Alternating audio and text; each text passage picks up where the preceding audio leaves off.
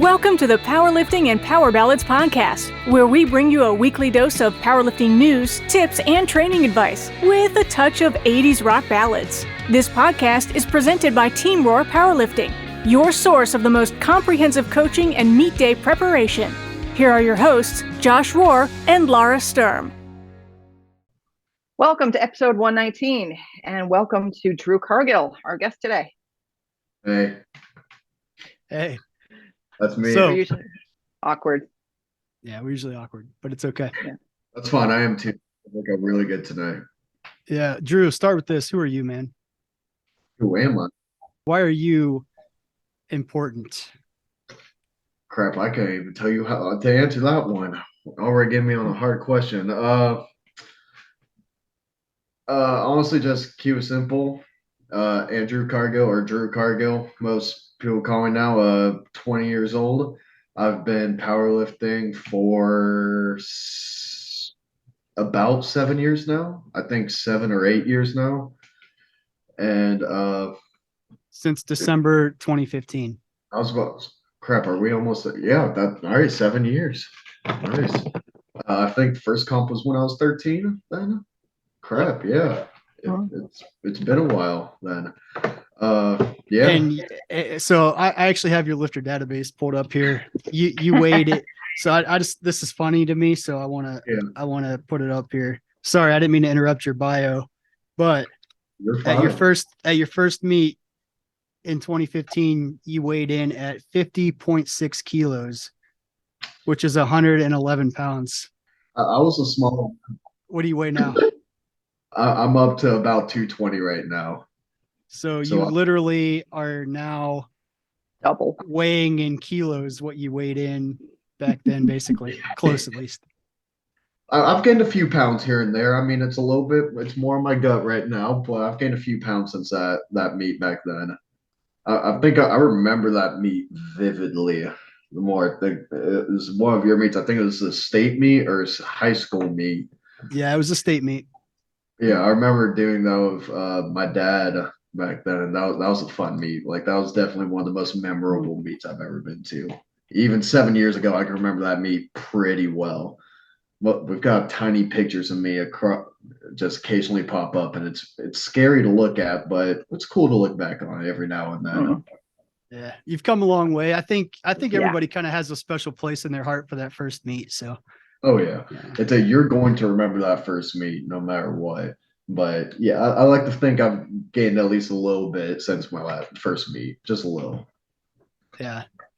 So you said you did that meet with your dad. Like, you have other people, you have a whole posse of Cargills that are competing. Like, how'd that come about? So what was that? I think me and my dad, we both started about the same time. I think he did a competition before that one. I think he did it once, but we've been training. We started training together about the same time. I think we originally started doing like bodybuilding stuff when I was about 10 years old. And then we started working together and got introduced to powerlifting. I believe it was all through you when we first got introduced and kind of realized what the sport was. And he did a competition, and then I did that one, that first meet there, and then it slowly started building up, obviously, to this is what me and my dad did. And then we started dragging our some of my sisters into it.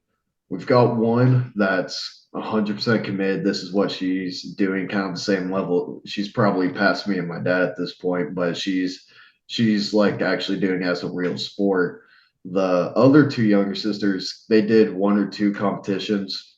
They didn't care for it too much, and that's okay. They're more into the competition cheer right now.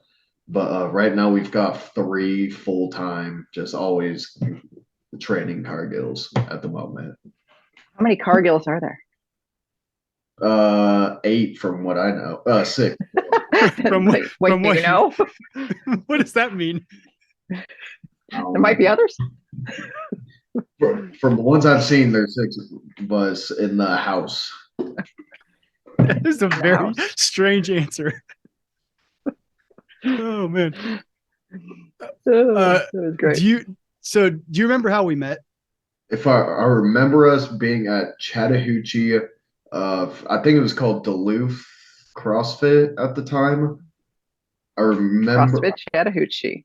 CrossFit Chattahoochee. I remember being in that back room with the garage doors up. Me and my dad. That's one of the earliest memories I can think of. That's accurate. Yep. That was Laura's gym. Oh, Yeah. okay. I don't That know makes if you more knew that or not. Yeah. I don't think I Yep. did back then. Yeah. That's a Cool. Yeah, no, I remember being there and I think first time I've squatted 135 was in that room. Yeah. Just a small little memories just pop up. I'm like, all right, Yep. I remember that. Yep. The big wheel. It's a milestone. First wheel, man. Yeah. Yep. Right. When you squat more than your body weight. Yep.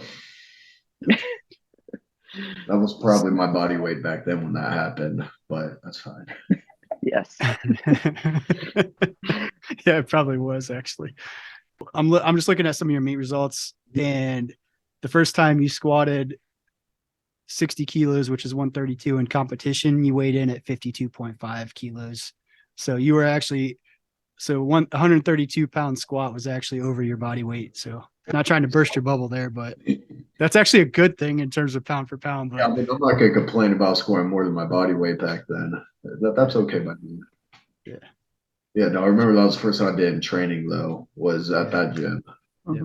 So music, Drew. So I got a couple things here. Let's start with this. Let's go back. I've had this irritation with you ever since we did the top 5 TV show intros. Okay. And I need to know why, when I asked for descriptions or for making your argument, Yeah. as to why you gave all these one-word answers. I got so irritated with that. Well, wait, what did I put on for those? I don't know. I blocked it out of my mind because I deemed it as irrelevant. Yeah, I think I just kind of figured my answers would have been irrelevant in the tournament because I felt like most people wouldn't have known it. So that's probably why I was probably there like, it's fine, just.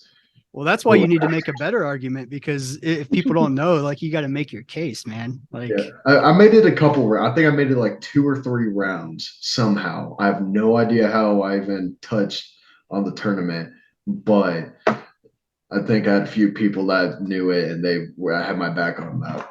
The descriptions on the ones I had. yeah. Well, that's what I'm saying. Like, if you put in a little bit more, like, thought and effort into the argument, you could have won the whole thing potentially. I don't know. So anyway, We'll never know. Yeah, we'll never know. And we'll never know now. I'm pretty sure it was just nothing but a bunch of anime intro shows. So it would have been really interesting if I would have won. I don't think it would have, because I realized there was a bunch of good answers on there. So true or false that not putting more effort into that tournament's probably your biggest regret in powerlifting? 100%. 100%. Right. It's not messing up at states or nationals and not making weight. It's 100% the valid right now. The tournament. 100%. That was my assumption. I just wanted to, hear it from you. I didn't want to admit it at first, but I'm willing to admit that now. Okay. It takes a big person to admit things like that. Took me some time. I had to really think about it because I knew this question was going to come up, so I had to mentally prepare for that. Yeah. So you had that guilty feeling. You knew it was coming. Yeah. It was weighing on you. Oh yeah, I knew it was about to happen. So what do you actually listen to when you're training? It's not too far off from the things I turned. I don't know if y'all actually got to listen to those, but no, you gave me no reason to look them up. So no, I did not listen to any of them. He's still mad. It was mad. Like music choices have changed a lot over like the past few years, but like some of them's a lot kind of like that techno, just hard style type of stuff recently. Just when I'm feeling fun. Just when I'm feeling a little different. Those squirrely. Yeah. Those, it's not rare for those to not come up. Like those like intro songs like that will come up every now and then. Especially with Catherine. She started listening to them and watching like anime and stuff, so she'll listen to it a bunch now. And occasionally we'll turn it on in the speakers and people have no idea what's going on. So it'll be really funny when that happens. I like techno, so maybe I'll. Here, I'll send you a description after this, and I'll let you listen to my picks. All right, deal. So we put up a poll, not a poll, but like a thing where people could submit questions. I think this one's not a surprise to you, but this one came in. Not sure who it's from, but I'm assuming it's one of the 6 or 8 Cargills. Why don't you come to the dark side? Your whole family's here, Drew. Yeah. And for those so dark side referring to equipped. Yeah. There's about 6 different people outside of the family I could imagine answering that question. And honestly, I don't know the full answer. If I'm going to be honest, it's probably because I'm mentally weaker than y'all. Because y'all that do it are nuts. Like just sitting back and watching it is ridiculously insane. Like watching my dad and sister first kind of get into it and stuff and kind of start learning and stuff. They got all the blisters and start bleeding all across chest from the bench shirt, or the squat and deadlift suits where it's just blood all over the legs and stuff, or the knee wrap. I think I've done knee wraps twice. Absolutely hated it. And we did like the baby level, like did it as loose as we possibly could, but it was so horrible. I don't know why, but it just was so horrible. Just once seeing it is impressive. I absolutely love watching equipped. I don't think I could handle equipped. Yeah, That's the best. I can admit that. I think I disagree with you. I don't think so. If the knee wraps bothered you that bad, they definitely weren't as loose as they could have been. Yeah. And did James wrap you? Yeah. Okay, No. he didn't wrap you as loose as they could have. Yeah. He was wrapping you to make a point. Like, Yeah. this shit's real. This is what it's gonna come to. I'm sure, Yeah. but we have black and red knee wraps, which of them is considered like the weak wraps and stuff. Which well, you can still wrap the weak wraps really tight and it can hurt. Oh, And that's definitely not. I figured that out pretty fast when he wrapped me. I was like, okay, alrighty then. Yeah, I mean it's been interesting because I mean, like it looks awesome, but also the craziness that comes from it. Like Catherine, she's gone stuck in a bench shirt before, and we actually had to cut her out of the bench. Like it was so bad, like her arms were purple and it was like bloating up to where we couldn't take the shirt off, and we've had to cut it off. And I'm just there like that looks terrifying. Or the squat suit, them pushing it down. Like at nationals, watching them just struggle, push it down, and go ahead and start doing warm ups for bench and stuff. I'm like, okay, that's something there.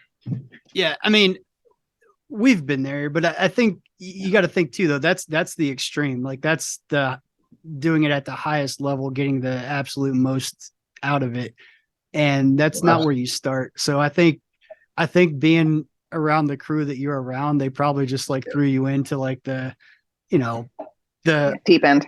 The deep end, yeah. Instead of bringing you into the kiddie pool first. So that might have been the reason for the the immediate no. So I'll say this: you should try it again, if only to change your perception of that it's the worst and that you are too mentally weak. Because I don't believe that.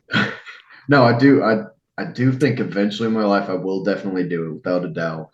Just right now, of course, I'm wanting to focus more on Raw. Of course, that's going to be my excuse right now because, when you finally get on a good stride, you're like, okay, we're finally making progress and stuff. And you're like, I want to stay here and do this for a little bit. I hit that stride. I was like, all right, cool. Let's stay here and see how far it goes. So I think it got a little bit longer, especially now just getting into the collegiate category. I think I can see it being an option of going into because I'm at the bottom of that age group. I'll have some time to kind of figure it out as far as like nationals and states go. Yeah.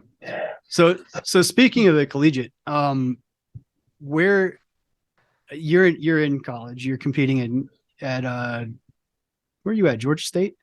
I'm at Kennesaw State University. All right. We're better than Georgia State up here.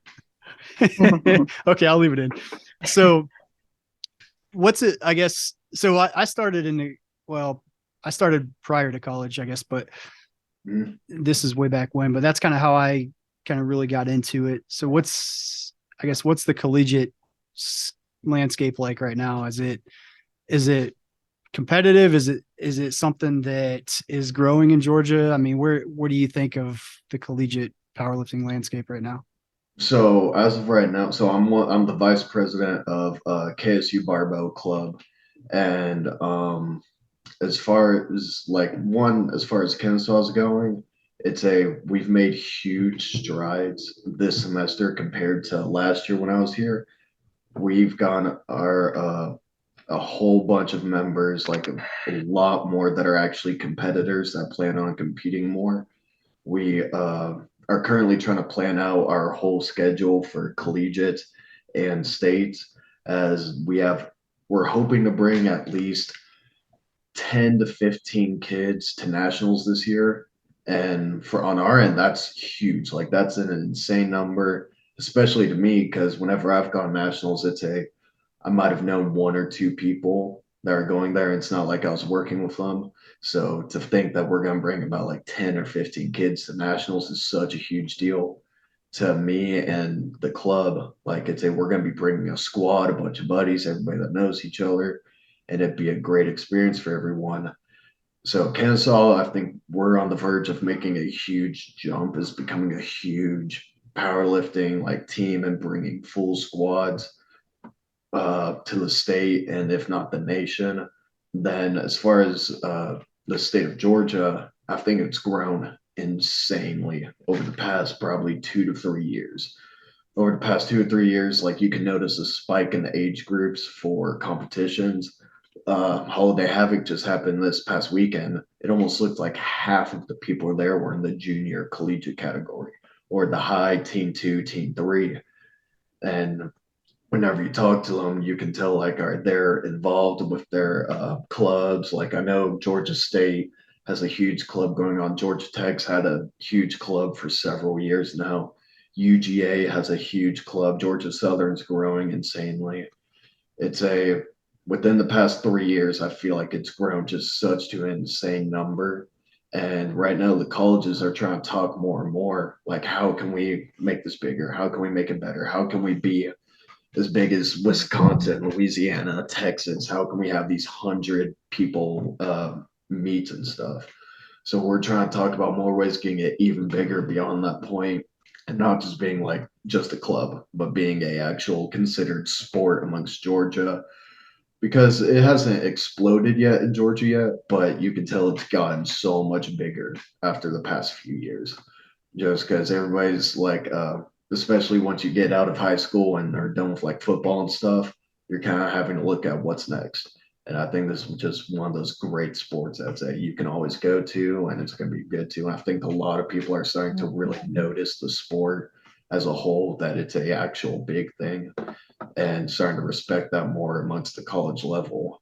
And especially with like the colleges themselves, they're starting to notice it and starting supporting it and saying, all right, how can we do this? Like we just hosted mock meet to try and keep it cheap and introduce the sport, that Owl Liftoff back in, I think it was October. I feel like I should know that date, but where we had only about 30 people show up, but it was such a fun event. It introduced so many people to it, and people who didn't compete, they came and watched and spectated and volunteered for us.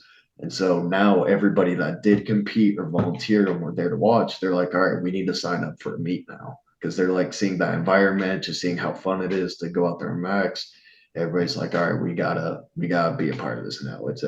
This is obviously a big time thing, that it's hype, because when you get to the third lifts of anything, everybody's losing their mind, especially if people of that third deadlift. It's the loudest building or the loudest room in the building. People are hearing us out in the actual gymnasium or the green, and it's such a fun experience. But overall, I think college, especially in Georgia, is going to grow immensely in the next few years because of all the clubs and all the work they're doing together to try and make it a lot bigger and more profound. Yeah. That's good to hear. Yeah. So precursor to that, like the high school powerlifting in Georgia, I know so I guess we haven't mentioned it, but I kind of cut you off when you were doing your bio. So we never really fully Damn it, Josh Rohr. Yeah.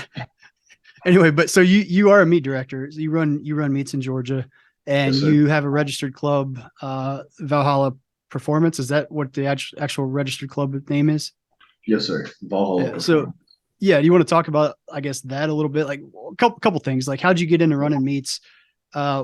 What is the reason for running meets, but also, you're pretty avid sponsor of a lot of the meets that you're not running. What's your motivation there? Why get involved like that? So I mean, obviously I've done this a few years. I've considered powerlifting to be a huge part of my life, and it's really helped me way over the past few years. Just kind of getting through stuff. Like it's always been my favorite thing to go to. That I've always just enjoyed my entire life. Obviously, you hit a couple walls and you hate it more than anything for like a day, but it's always been a good go-to. Even during high school or middle school when I was playing football or basketball or lacrosse, I kind of knew this was my sport. And overall, I knew like this is by far my favorite sport. I played football almost my entire life, but I ended up leaving football team at around junior year just because I'm like, I know this ain't for me and it's taking away from this. And what was it? Even from like kind of a younger age, being a part of the sport, I was able to kind of see more in depth how the sport was ran, how meets were done and stuff. Tried to like help out when I could because I understood it was kind of a volunteer thing. It was a kind of volunteered for stuff to make these meets actually happen. They don't just pop up out of nowhere. It's people putting in the time, effort, and money to make it happen. Because without those people, obviously meet directors and stuff, it just wouldn't be possible and wouldn't be able to expand the way we wanted it to. And so a big part of the reason like hosting meets and stuff is because I remember at a young age, like this is how it was done. This was how annoying it was, how much work's put into it. I remember occasionally come out to volunteer to help set up before a couple other meets or break down after if I'm there and stuff. And I'm sure you know that's not the most fun job ever. Tear down and set up isn't the most fun, as I've quickly come to realize. Especially tear down. Yeah, tear down is by far the worst feeling ever because you're just done at that point and ready to go home. But the kind of the big thing was when I got kind of older. I think it's our first meet that we hosted was just over a year ago. It was Valhalla Weights. I believe it was October 8th or something. I know it was beginning of October. And I had started my company a few months back before that, where we're just kind of apparel and stuff and want to kind of grow a little bit more and blessed with the opportunity to be able to start hosting me and try to give back. Where we hosted our first ball weights, we bought a ER rack, a small little platform. I don't know if either of y'all were able to make it, but it was a small meet. It was a local meet that we actually hosted at CrossFit Chattahoochee, where I had a fantastic time. It was super fun to do. Um, Definitely like some of the best parts about it that kind of reminded me of why doing it and stuff was when you'd get the thanks and stuff occasionally after the meets and stuff. And you didn't always get that, but it was nice when you got it and it was okay, that's why I'm here for 8 hours on that Friday night setting up and 6 hours after they leave, trying to pack up and then go put my stuff back up. So, I mean, it's the biggest thing about it's been kind of wanting to give back on standpoint of it to know because that's how the sport grows. It's not going to grow unless we have the people growing it from the bottom to just trying to get it up to what it is. Now, obviously, it helped as a good promotional thing for my company. Looked good having Valhalla Performance as sponsor and presenting sponsor for the meets and stuff. We kind of took that as a big initiative. Like, all right, if we do this, we can do it for that. Because I mean, no reason not to. But the biggest aspect was that it was just because it's had such a huge impact on my life. Because I know I'm good. Will be my lifetime thing. just I'll be doing the sport probably till the day I die, unless it's the reason I die. So it's that's It's kind of my dark. big, yeah. My joints ain't holding up too well right now, but that's not because of that, but mostly because of that. Just I know what was and what it is, and I see the potential behind powerlifting more than anything. Because I mean, powerlifting's still not the biggest, most well-known sport yet, and you've got stuff like just all these other sports and stuff that are highlighted. You got money everywhere for it, and it's I see the potential of powerlifting in general being at that point. We may not be there yet. Might be a handful more years, if not a few decades, but I think it eventually has that potential as long as people keep going and going and try and build it up. Josh typed in this question. We have like this little itinerary going, and he says, "What's your role in developing the Georgia high school powerlifting?" And I'm like, "Huh, I didn't know that you had a role in that." So yeah, I'd like to hear about that. So last April, we were lucky enough for Josh Ward to be given the pleasure of hosting the Georgia High School State Championship meet this year. And it was off upon us, and we were super excited because I remember doing this meet several years back, I guess is when I started doing them. But like when I was able to do it, seeing a bunch of kids my age come in and kind of start competing, it was also a great opportunity for me and a bunch of other high schoolers to qualify for nationals. That was one of the biggest things about it, which was awesome because I think it was either planned to be a few weeks behind or about a month behind. So it was a great opportunity. One, for a state championship. It's great. It's at a perfect time of the year when football's over, kind of the other sports are starting to decline and kind of relax more. It's a great opportunity for them to come and compete. So that early on in the year was a great timing for it for us to go to like nationals and stuff. But anyways, we got the opportunity to host it this year, which was an absolute blast. It was a very small meet. I think we only had 22 lifters this year and super small, of course, but had an absolute blast and honored to have the opportunity to host it because just remembering it from years back of doing it, it was just such a great thing to do. And we've been wanting to work on growing the high school program, but just kind of hit a couple of bumps in the road lately on it. Just a couple of hiccups here and there, kind of making it a little bit more difficult. So will you continue? We would like to, absolutely, just because again, it's one of the ways that I got introduced into more of the how I got introduced to nationals, the main thing, and how I was able to do it. But we were planning on this year wanting to have it the same way it was for like when we were doing it, not when we were doing it, but when we were attending it and competing, to be about a month or a few weeks out from nationals. As nationals this year is end of March, I believe, or kind of middle of March.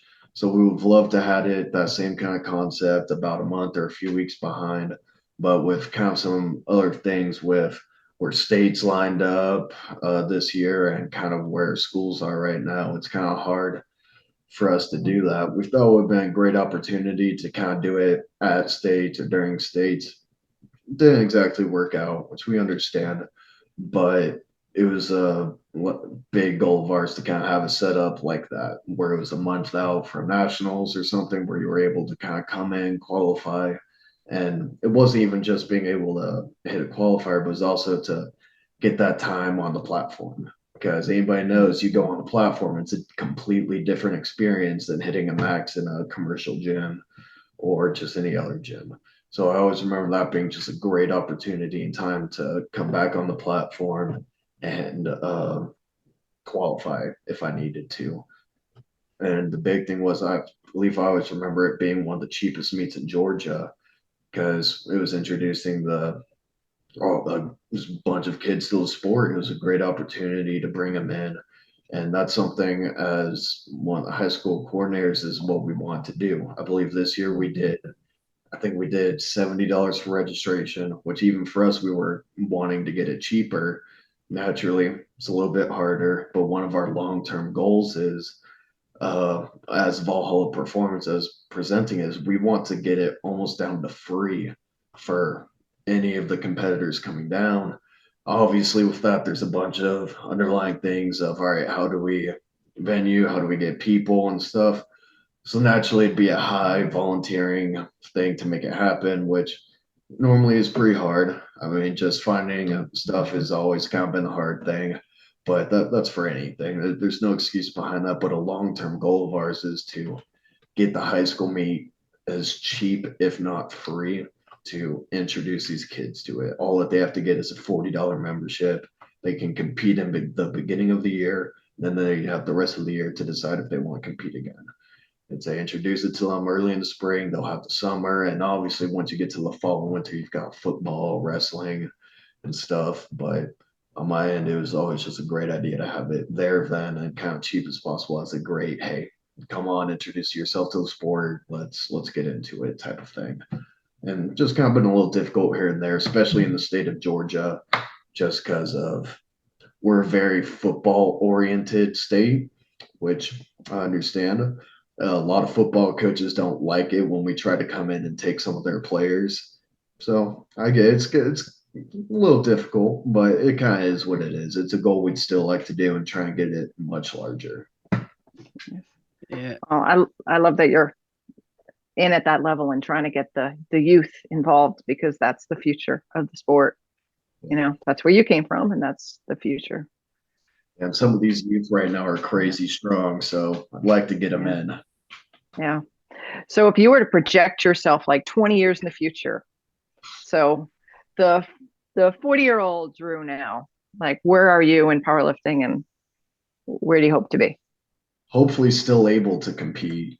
That's part of the goal, still be functional enough to compete. I mean, I still see being a long-term part of the sport in any fashion possible. I mean, even if it's just Valhalla supplying meets or hopefully long run being a venue for meets, but in some shape, form, or fashion, it's either I'm going to be training for it or working with other people that are training for it and kind of just wanting to still kind of be in that genre of it. Even if I'm one of just those cranky refs that gets asked out to come out every weekend, cool, just as long as it's kind of still a part of the sport in some shape, form, or fashion. Even if I'm old and retired and kind of falling apart, that's fine. All right. 40 years old isn't quite that old. No, I don't mean that. Just if I'm starting to fall apart, my dad keeps making excuses that he's 40 and he's falling apart on me. That's why I want to quit. I'm like, nah, that ain't how it works. Yeah. That's lame. So yeah, you're right. Kick your dad in the butt and say no. Yep. Fix your shit. Well, damn, that's bleak. I'll be a master here in less than a month. So. Oh, really?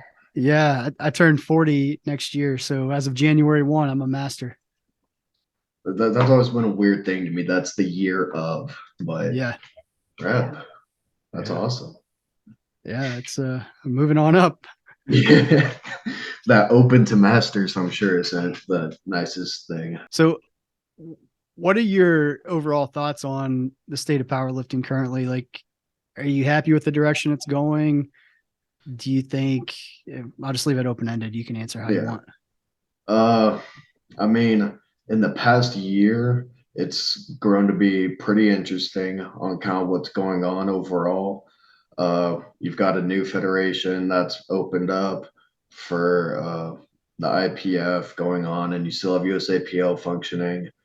This past year has been pretty interesting as far as the size of the sport. I think I don't know the actual numbers, but feels like it's been at an all-time high of, I think USAPL just posted that they have they've had the most members they've ever had this past year. And I think the overall state is overall very good. Just overall the growth and the media over it of how much the sport's going to be growing in general and how well it's been growing up in general, because like I said, all these youth are now looking up to it and wanting to do it way more than it was when I was there. when I was in high school talking about powerlifting, everyone thought it was weird. It was this, what are you doing type of thing. But now it's growing to be more of a common thing, which I think is just a great status for powerlifting. It's now starting to be more respected as an actual sport to do than just a hobby. Because like back in high school, I told my coach, like, hey, I've got a powerlifting comp, and he'd say it doesn't matter, don't care type of thing. So to see it kind of grow more as a respected sport. I mean, it's always been respected, but the fact that it's in my life, like kind of being more noticeable at the younger age to be more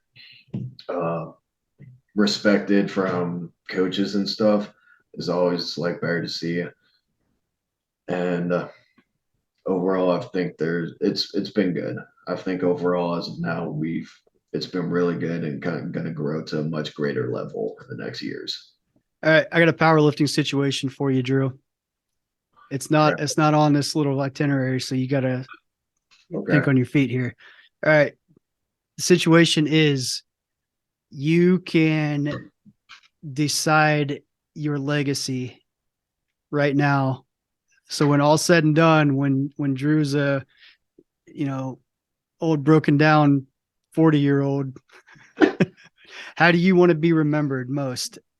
You got 4 options. It's a multiple choice. Okay, good. As a lifter, as a meet director, as a sponsor, or as a coach? As a lifter. Like I'm gonna be able to answer that easily. I think as a lifter more than anything. You want to be remembered most as a lifter? Yeah. I think like everything else I don't need to be remembered for. I mean, like coach, sponsor, meet director, like that stuff's cool and all. I don't care to be remembered for that, but lifter, I'd have to say would be the big, like, because especially now to be remembered as that means you were a big dog. Like you are big and strong to be kind of that top name. So I'd have to say big, mostly as a lifter. Yeah, I think to be remembered as any of these things, you would have to be a pretty high level at any one of those 4 categories. Oh, yeah, absolutely. But I think more than anything it would be lifter, just because that's always been the main priority of powerlifting on my side. Like I enjoy meet directing and stuff, and sponsoring. It's always fun being able to kind of actually chill out during a meet and talk to people a lot. But overall, it goes back to what that first thing was as a lifter. Lifting has always been the priority above anything else. And it's like training's on top of it. That's a bigger goal than being a great meet director or a great sponsor and stuff. But like lifting's always been the top priority. So to be remembered as a lifter, personally on my end would be the bigger thing. I'm just seeing like that meme from Elf, lifting. I like the lifting. You know what I mean? That's what it feels like. Awesome. So you got a new lifter tip for everybody out there, Drew? For brand new lifters, I think the biggest one, just because it's the biggest one I interfere with on a daily basis, is don't worry about your numbers. They don't matter in the slightest. Like no matter what level you start at, I don't think you should be worried about your numbers before signing up for your first competition. Just because, I mean, there's no reason to. I'm sure everyone's heard the excuse of my numbers aren't where they want to be, or I'm not strong enough yet. And it's always such an annoying excuse because, I mean, you've got these same people who are doing all these other sports back in high school, like football, swimming, lacrosse, or soccer. I mean, it's like, all right, so you're not the strongest coming into the sport. I get it. You're not the best. Then now, why did you do like football or something and say you weren't the best in the nation then? And say, why does it matter putting on your pads to go out on the field different than putting on a belt or knee sleeves to go squat on a platform? It would only make more. That's just kind of one of those weird. Everybody wants to have the best numbers in the world before they compete, but you just can't expect to walk into your first competition being a pro. And I think the biggest thing is just don't worry about your numbers, get it under your belt, and go ahead and get it in a competition. Yeah. Yeah. And I think that the irony there is a lot of those same people that put off doing their first meet 2-3 years down the road are saying, man, I wish I would have started competing sooner.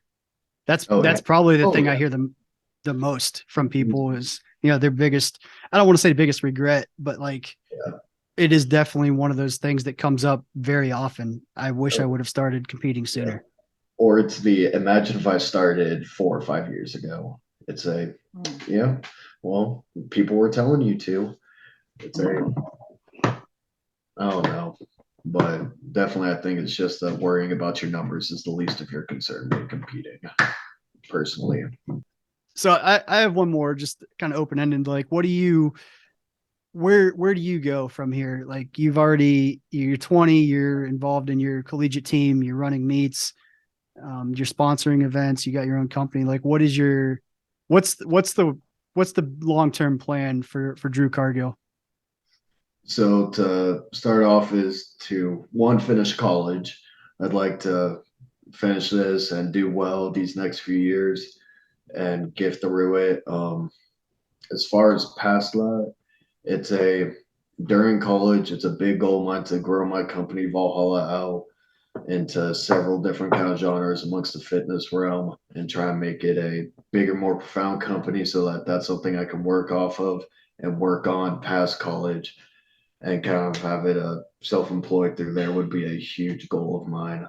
So that I have my own company I can work with and be able to keep it going for the long term, as well as really the same with powerlifting. Like, really, those are my only 3 things in life that I'm like, this is what's happening. It's school, Valhalla, and powerlifting. Sounds boring, but it's for some reason kept me on my toes all past year, just always busy.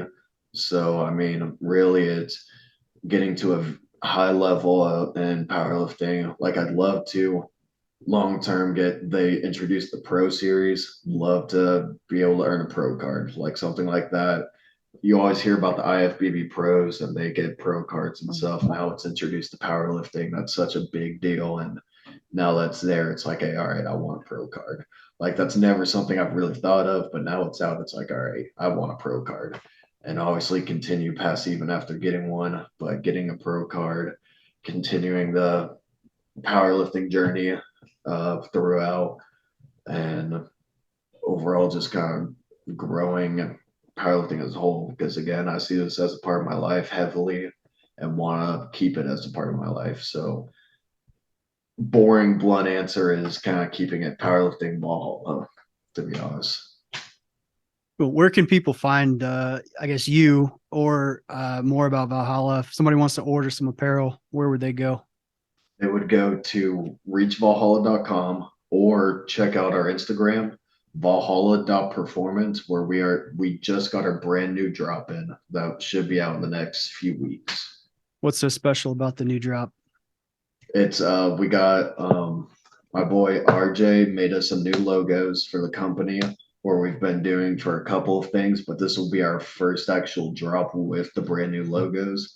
We've got crew necks with our embroidered Valhalla Performance, our VP on the sleeve, or our oversized heavy weight shirts are the VP with Valhalla Performance stretching across the arms on there. So it's a simple drop, an essentials drop, but it's a drop I've been really excited for a while.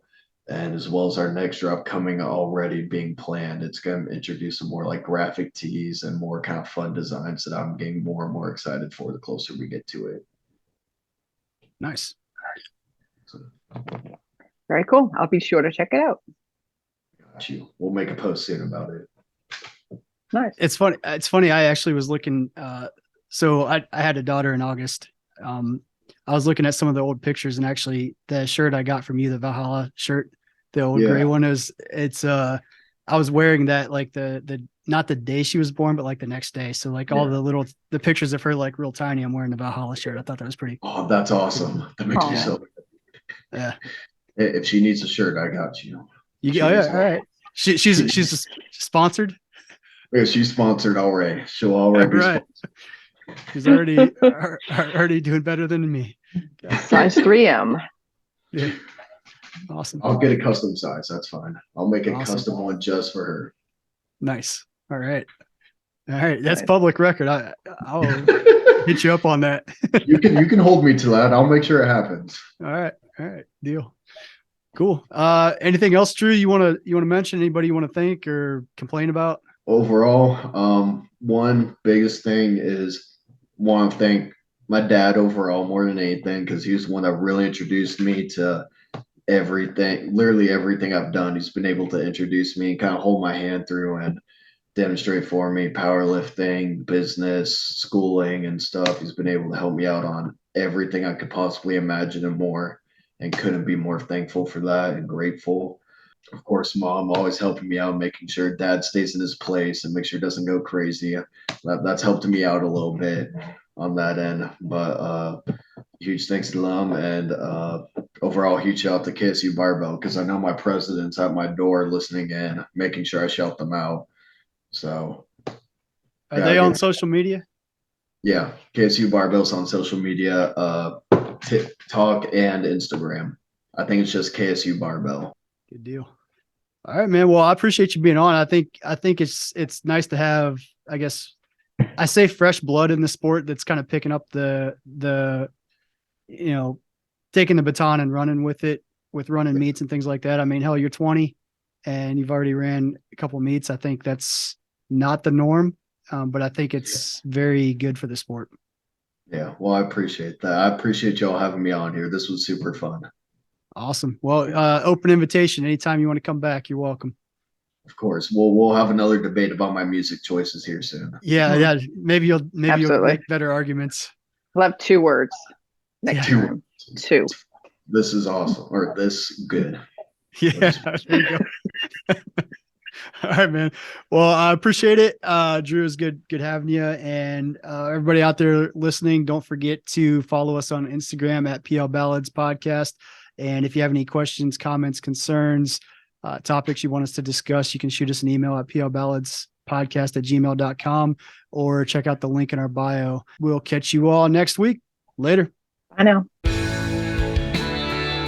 Thank you so much for listening. If you enjoyed today's episode of the Powerlifting and Power Ballads podcast, please remember to subscribe and share it with your friends.